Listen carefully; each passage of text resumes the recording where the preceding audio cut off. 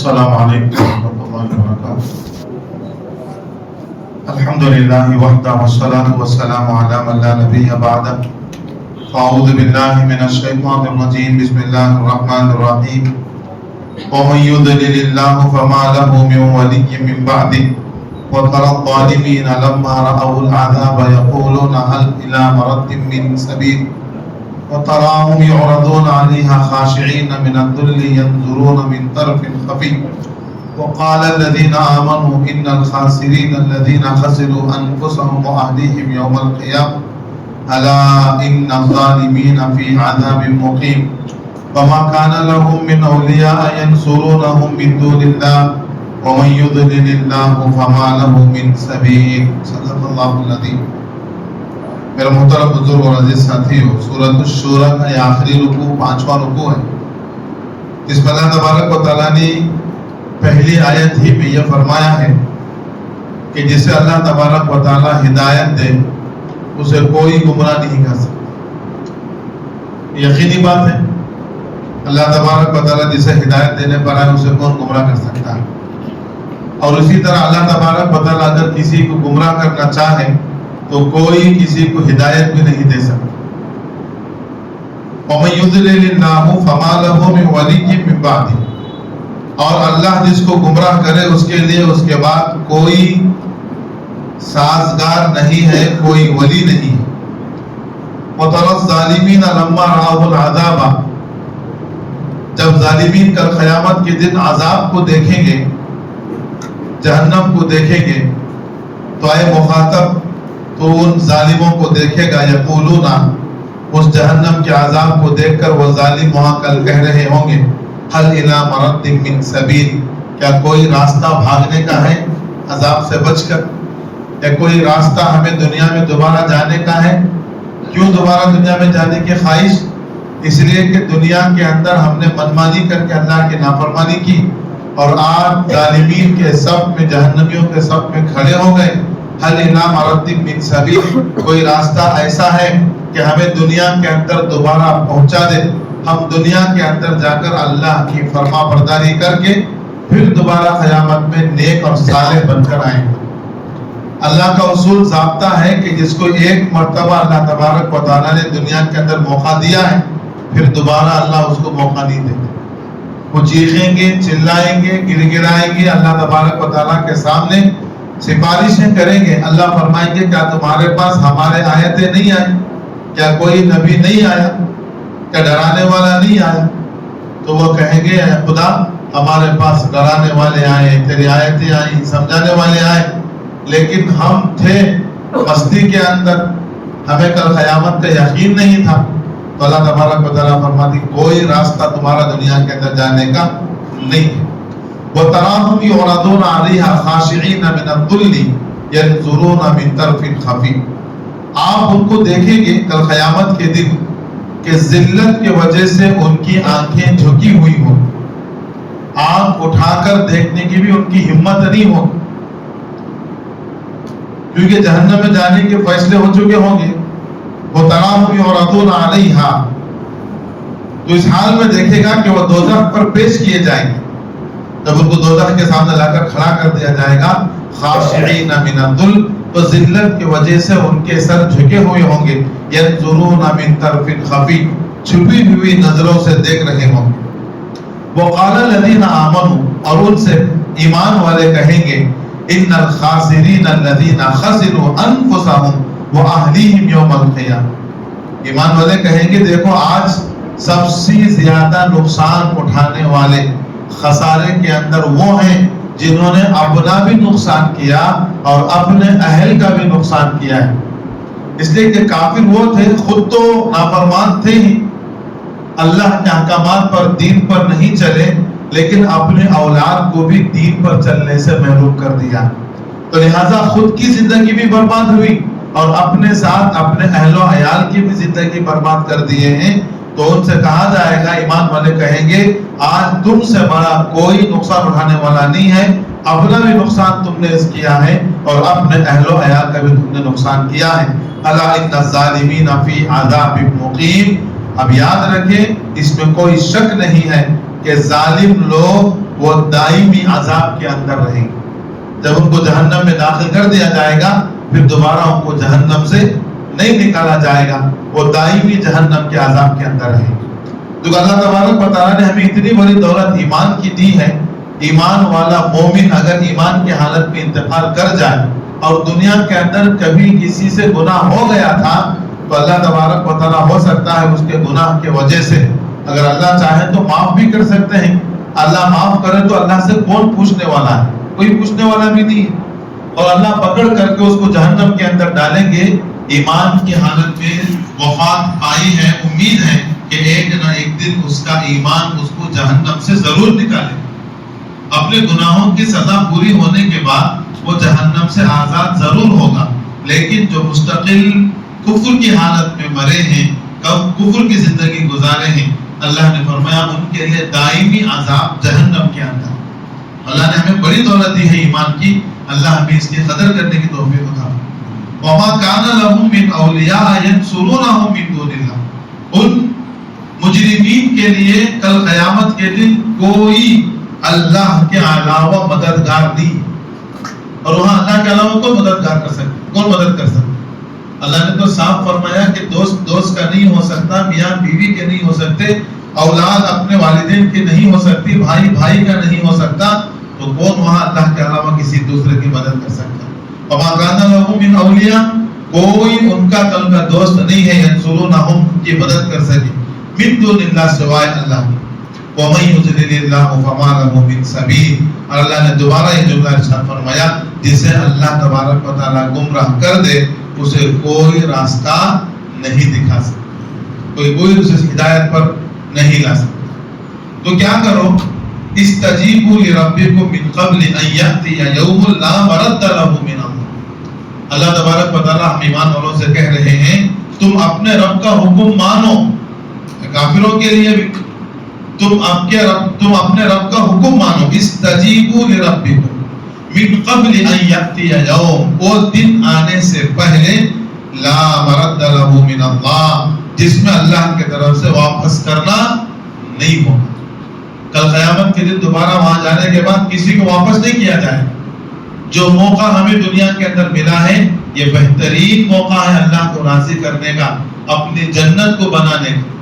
تو اللہ نے یہاں پر صاف فرمایا کہ دوبارہ لوٹائے جانے کا دن تو نہیں آئے، دوبارہ تو لوٹا نہیں جائے گا. تو وہ دن آنے سے پہلے تم اللہ کے حکم کو مانو.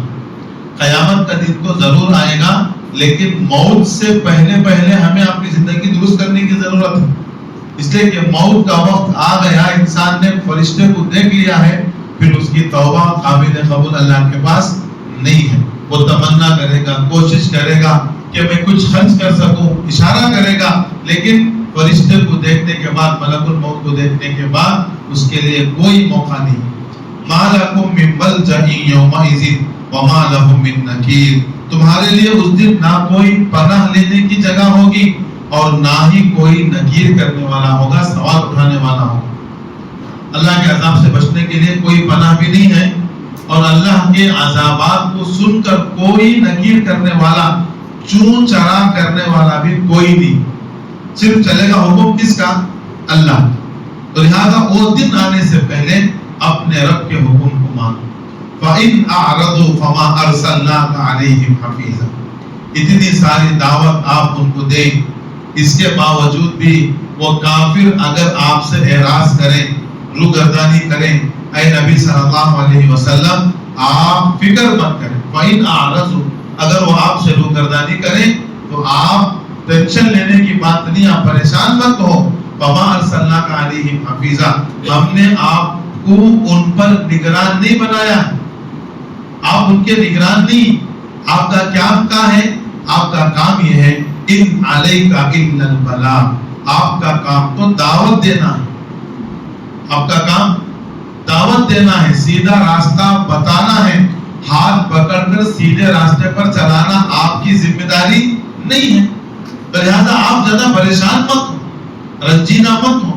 اس لیے کہ اللہ کے نبی خوب محنت کرتے تھے اور جو لوگ کفر کی حالت میں تھے ان کو دیکھ کر اللہ کے نبی بڑے رنجیدہ ہو گئے. اللہ تبارک و تعالیٰ نے تسلی دی، اے نبی آپ رنجیدہ مت ہو، آپ کا کام دعوت پہنچانا ہے، اگر وہ ایمان قبول نہیں کرتے تو کوئی بات نہیں.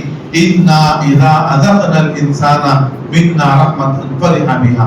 اب انسانوں کی عام حالت ایسی ہے، انسان کی حالت اور طبیعت ایسی ہے، اِنَّا وَإِنَّا إِذَا أَذَقْنَا الْإِنسَانَ مِنَّا رَحْمَةً، جب ہم انسان کو ہماری اپنے طرف سے رحمت چکھاتے ہیں. اذقنا مانے ذاقہ، چکھانا. کوئی خوشخبری اسے ملتی ہے، آسانی اسے ملتی ہے، رحمت اسے ملتی ہے، فرحہ بہا، بہت خوش ہوتا ہے. مال مل گیا، انسان کھلے نہیں سمجھ، زمین پر پیر رکھ کر چلنے کو تیار نہیں، اب اس کی سوچ آسمانوں پر اڑ رہی، بہت خوش ہے اپنی زندگی کے اندر. کیوں؟ راحت مل گئی، اللہ کی طرف سے رحمت مل گئی. اچھا، وَإِن تُصِبْهُمْ سَيِّئَةٌ بِمَا قَدَّمَتْ أَيْدِيهِمْ، اگر اس کو کوئی مصیبت پہنچ جائے اور وہ بھی مصیبت اللہ کی طرف سے نہیں، بِمَا قَدَّمَتْ أَيْدِيهِمْ، خود ان کے اعمال کی وجہ سے، برے اعمال کی وجہ سے. یاد رکھو، ہمارے اوپر جو حالات اور مصیبتیں آتی ہیں وہ ہمارے اپنے برے اعمال کی وجہ سے. خوشی آتی ہے، راحت ملتی ہے اللہ کی طرف سے. اللہ نے صاف فرمایا منا رحمتن، ہم اپنے طرف سے اس کو راحت دیتے ہیں تو بھولے نہیں سما، خوش ہوتا ہے. وَإِن تُصِبْهُمْ سَيِّئَةٌ بِمَا قَدَّمَتْ أَيْدِيهِمْ، اس کے اپنے گناہوں کے وجہ سے اگر اس کو کوئی تکلیف پہنچتی ہے، وَإِنَّ الْإِنسَانَ كَفُورٌ، تو انسان ناشکری کرنے لگتا ہے. کیا بھی اب تک مجھے کچھ بھی نہیں ملا ہے، راحت ہی نہیں ملی ہے، ایک تھوڑی سی مصیبت آ گئی ناشکرا بن جاتا ہے. راحت پر شکر گزاری نہیں کرتا، بڑا خوش ہوتا ہے، لیکن مصیبت آتی ہے تو کیا کرتا ہے؟ ناشکری کرنا شروع کر دیتا ہے. اور یہ ناشکری اللہ کا کچھ بگاڑنے والی نہیں ہے، بگڑتا کس کا ہے؟ میرا اپنا ہے. تو لہٰذا اللہ تبارک و تعالیٰ کو ناشکری بالکل پسند نہیں. اللہ نے فرمایا لَإِن شَكَرْتُمْ لَأَزِيدَنَّكُمْ، تم اگر شکر گزاری ادا کرو گے میں اور اضافہ کروں گا. مَا يَفْعَلُ اللَّهُ بِعَذَابِكُمْ إِن شَكَرْتُمْ، اللہ کو کیا ملے گا آپ کو عذاب دے کر اگر آپ اللہ کے شکر گزار بن جاؤ. شکر بہت بڑی صفت ہے اور ناشکری انسان کو ہلاک و برباد کر دیتی. خصوصاً اللہ کے نبی صلی اللہ علیہ وسلم جب عورتوں کی جماعت پر سے گزرے، عورتوں کو مخاطب کر کے فرمایا کہ سنو عورتوں، جب میں معراج پر گیا اور جہنم کے دروازے پر کھڑا تھا تو سب سے زیادہ کثرت سے جہنم میں داخل ہونے والی میں نے عورتوں کو دیکھا. کثرت سے جہنم میں داخل ہونے والی میں نے عورتوں کو دیکھا. عورتوں نے پوچھا اللہ کے رسول کیا وجہ ہے؟ اللہ کے نبی نے فرمایا تمہاری ناشکری کی وجہ سے. ناشکری. اور آگے اللہ کے نبی نے فرمایا شوہر ہے اپنی بیوی کے لیے پوری زندگی بھر اس کے خواہشات پوری کرتا ہے، اس کے ناز نخرے اس کے برداشت کرتا ہے، لیکن زندگی بھر میں کبھی ایک مرتبہ اس کی خواہش پوری نہیں ہوتی تو پچھلا سب کچھ بھول کر اس کے زبان پر ایک ہی جملہ آتا ہے پوری زندگی کیا بھی نہیں ملا مجھے. ہمارے عورتیں ہی بولتی تمہارے ساتھ رہو کو کیا جی ملا میری زندگی میں. ایک خواہش پوری نہیں ہوئی پچھلا سب کچھ بھول جاتی اور ناشکری پر اتر آتی. تو فرمایا اللہ کے نبی نے کہ تمہاری اس ناشکری کی بنیاد پر تمہیں کثرت سے میں نے کہاں جاتے ہوئے دیکھا؟ جہنم میں جاتے ہوئے دیکھا. تو فرمایا جہنم سے بچنے کے لیے کیا کیا جائے؟ اللہ کے نبی نے عورتوں سے فرمایا خوب صدقہ خوب کرو، کیونکہ جانتے تھے عام طور پر کنجوسی ہوتی ہے. تو فرمایا خوب صدقہ کرو، اور صدقہ کرنے کے اندر چیزوں کو دیکھنے کی ضرورت نہیں ہے. اگر کھجور کی گٹلی ہی صحیح اسے کم مت سمجھو، اسے اللہ کے راستے میں خرچ کرو. چاہے بکری کے کھر ہی سیو نہ ہو، کھر جانتے نہیں وہ جو پیر کے نیچے آتے، تو بکری کا کھر ہی کیوں نہ اسے خرچ کرو، اللہ کے راستے صدقہ کرو. حدیث میں آتا ہے جب اللہ کے نبی نے حدیث بیان فرمائی عورتیں اتنی رونے لگی اور سارے اپنے زیورات نکال کر اللہ کے نبی کے قدموں میں ڈال دیا.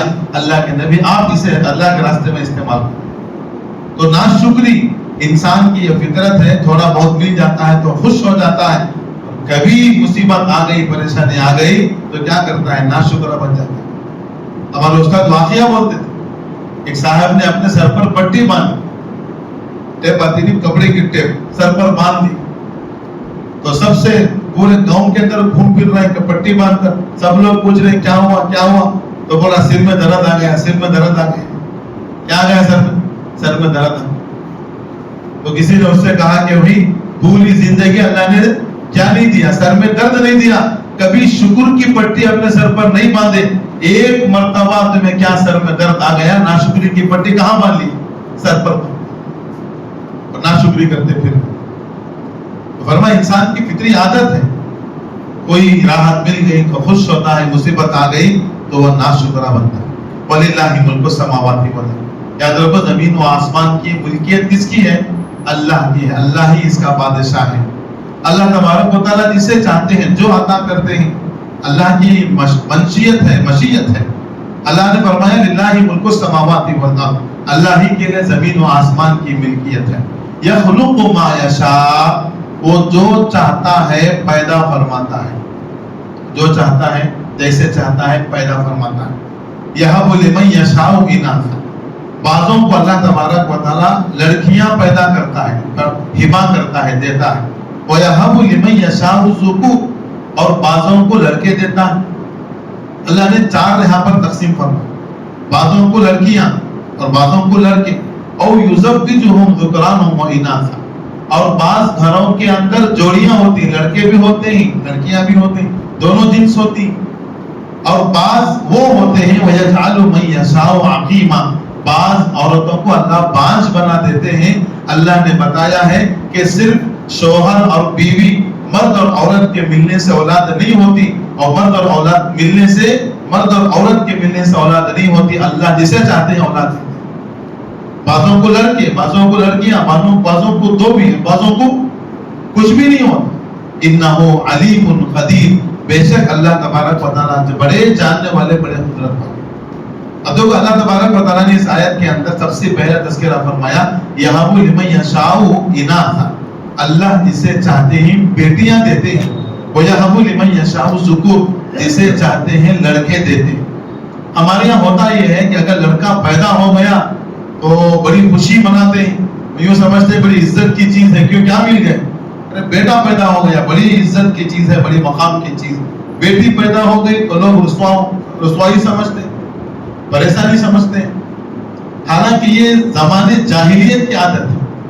ہم لوگ باقاعدہ سنے ہیں اللہ کے رسول صلی اللہ علیہ وسلم کے زمانے کے اندر بچیوں کو زندہ دفن کرتے تھے, بچیوں کو زندہ دفن کرتے تھے.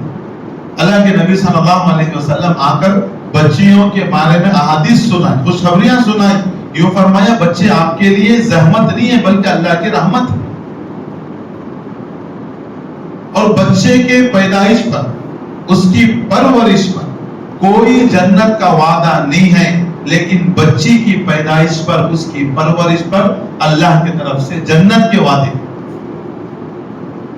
اس لیے یہ مت سمجھو کہ جن گھروں کے اندر بچیاں ہیں وہ ماں باپ اپنے آپ کو معاشرے کے اندر کمزور سمجھتے ہیں, سمجھتے بھی ہمارا کوئی وارث نہیں, ہم تنہا رہ گئے. نہیں, اگر بچوں کے ذریعے سے اگر عزت ملنا ہوتا تو اللہ تبارک و تعالیٰ ضرور جناب محمد رسول اللہ صلی اللہ علیہ وسلم کے مرد بچوں کو بھی زندہ رکھتا. اللہ کے نبی صلی اللہ علیہ وسلم کو یقیناً بچے بھی پیدا ہوئے, لیکن سارے بچے بچپن ہی کے اندر انتقال ہوئے. اللہ کے نبی صلی اللہ علیہ وسلم جو نسل چلی ہے وہ کس کی چلی ہے؟ وہ اپنی بچیوں کی چلی. 4 بچیاں, زینب, رقیہ, کلثوم, فاطمہ رضی اللہ تعالیٰ عنہن, یہ چاروں کی 4 بچیاں تھیں, اور انہی کی اولاد اللہ کے نبی کی چلی. تو بیٹیوں کا ملنا کوئی رسوائی کی چیز نہیں. عرب کا وہ معاشرہ تھا جہاں اگر بچی کی پیدائش کی خوشخبری سنائی جاتی ان کے چہرے کالے پڑ جاتے. وَإِذَا بُشِّرَ أَحَدُهُم بِالْأُنثىٰ ظَلَّ وَجْهُهُ مُسْوَدًّا وَهُوَ كَظِيمٌ, وہ اندر ہی اندر گھٹنے لگتا. يَتَوَارَىٰ مِنَ الْقَوْمِ مِنْ سُوءِ مَا بُشِّرَ بِهِ, جو خوشخبری اس کو بتائی گئی ہے, سنائی گئی ہے, اس سے اپنے آپ کو چھپاتا ہوا پھرتا تھا. أَيُمْسِكُهُ عَلَىٰ هُونٍ أَمْ يَدُسُّهُ فِي التُّرَابِ, یا تو اسی رسوائی کے ساتھ زندہ رہتا یا نہیں ہے تو اسے لے جا کر زندہ دفن کر دیتا. اللہ کے نبی صلی اللہ علیہ وسلم نے سب سے پہلے اس چیز کو ختم کیا. بچیوں کی پیدائش پر خوشخبری سنائی. فرمایا جس کے گھر کے اندر 3 لڑکیاں 3 بچیاں ہوں، یا حدیث میں فرمایا 2 بچیاں، وہ اس کو صحیح تعلیم دے، صحیح پرورش کرے اور اس کا صحیح نکاح کرے. اللہ کے نبی نے فرمایا میں اور وہ جنت میں بازو بازو. کہ بچیوں کی پرورش. اسی لیے ایک مضمون میں نے پڑھا تھا ایک کتاب کے اندر کہ بچیاں ہر ایک کی نصیب میں نہیں ہوتی. بچیاں ہر ایک کی نصیب میں نہیں ہوتی. اللہ تبارک و تعالیٰ بانصیب لوگوں کو اپنی طرف سے بچیاں عطا فرماتے ہیں. تو لہٰذا جن گھروں کے اندر بچیاں ہیں وہ ماں باپ فخر کریں بچیوں. کل قیامت کے دن ہمارے لیے جنت میں جانے کا ذریعہ بنے گی. اور یقین کریں بچیاں جو اپنے ماں باپ سے محبت کرتی ہیں وہ خالص محبت کرتی ہیں. ان کا کوئی مفاد اس کے اندر نہیں. اور اپنے ماں باپ سے محبت کریں گے. کیسی محبت کریں گے؟ اپنے ماں باپ سے خالص محبت کو بچیاں کرتی ہیں. تو بہرحال ایک مضمون اللہ نے یہاں پر ذکر فرمایا اللہ جسے چاہتے ہیں بچیاں عطا کرتے ہیں. آج بھی ہمارے معاشرے کے اندر بھی ہم دیکھ رہے ہیں کہ بچیوں کی پیدائش پر جاہل باپ اپنی عورتوں پر ظلم کر رہے ہیں. ارے بھی بچی کے پیدا ہونے کے اندر اس عورت کا کیا دوش ہے؟ اس کی کیا غلطی ہے؟ یہ اللہ کی تقسیم ہے. تو اللہ کی تقسیم پر راضی نہیں ہے. کتنے ایسے واقعات ہیں بچیوں کی پیدائش پر طلاق کے معاملے میں، بچیوں کی پیدائش پر عورتوں پر ظلم کے پہاڑ ڈھولے جا رہے ہیں. ایک گھر میں ہم نے دیکھا 3 بچیاں ہوں، ایک کے بعد ایک، ایک کے بعد ایک، ایک کے بعد ایک 3 بچیاں ہوں. پھر اللہ تبارک و تعالیٰ نے دوبارہ خوشخبری دی تو اس خوف سے کہ کہیں اور بیٹی نہ ہو جائے اس حمل کو ضائع کر دی. پھر اللہ نے خوشخبری دی، پھر ضائع کر دیے. تقریباً ہم نے سنا کہ ان کے خاص گھر والوں کے ساتھ 8 حمل انہوں نے ضائع کی اس خوف سے کہ کہیں کیا نہ ہو جائے، بیٹی نہ ہو جائے، کیونکہ 3 بچیاں گھر کے اندر تھیں. پھر 9ویں مرتبہ اللہ نے پھر خوشخبری دی تو اس مرتبہ طے کیا کہ نہیں الٹرا ساؤنڈ کے ذریعے سے معلوم کریں گے، پھر جا کر ہم اپنے بچے کو پیٹ کے اندر پرورش کریں گے، ورنہ پھر اسے بھی ضائع کریں. تو باقاعدہ اس کے اندر لگے رہے، کوشش کی اور یہ خبر ملی کہ بھئی ماشاءاللہ ہونے والے جو اولاد ہے وہ لڑکا ہے. اور بڑی خوشی کے ساتھ سارا وقت گزارے. 9 مہینے تک بچے کی جو پورا خیال رکھا گیا. جب وضع کا وقت آیا، ڈیلیوری کا وقت آیا ہے، تو باقاعدہ جب مجھ سے ملاقات ہوئی اور نام جو مجھ سے انہوں نے پوچھے یہی ان کے الفاظ تھے کہ مولوی صاحب مرد بچوں کے نام ذرا سینڈ کرو. ہم تو کیا ہوتا ہے دونوں پوچھتے ہیں، بچیوں کے بھی اچھے نام ہے تو بولو، بچوں کے بھی اچھے نام ہے تو بولو. حضرت ایک ہی سوال ہے باقاعدہ، حضرت مرد بچوں کے اچھے نام بولو. تو میں نے پوچھا بھائی صرف مرد بچوں کی یا بچیوں کی؟ نہیں، بولے صرف مرد بچے، کیونکہ پورے یقین ہے کہ کیا ہونے والا ہے، پہلے ہی سے پتا ہے. پوری پتہ نہیں کتنی مرتبہ اسکین کیا گیا ہے، یہی خوشخبری سنائی گئی. لیکن اللہ کی قدرت کے سامنے ہم کیا کر سکتے ہیں؟ جب وضع حمل ہوا ہے تو لڑکی پیدا ہوئی، وضع حمل ہوا ہے لڑکی پیدا ہوئی. تو یہ ہماری آج کی پرانی تاریخ نہیں بولنا.